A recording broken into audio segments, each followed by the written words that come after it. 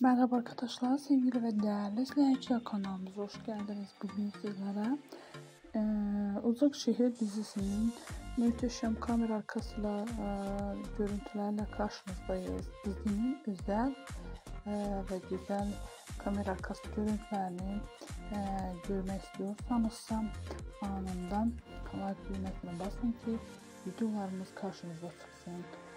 Umarım videomuzu beğenirsiniz. Bu tür videoların devamı gelmesini istiyorsanız kanalımıza abone olmayı unutmayın.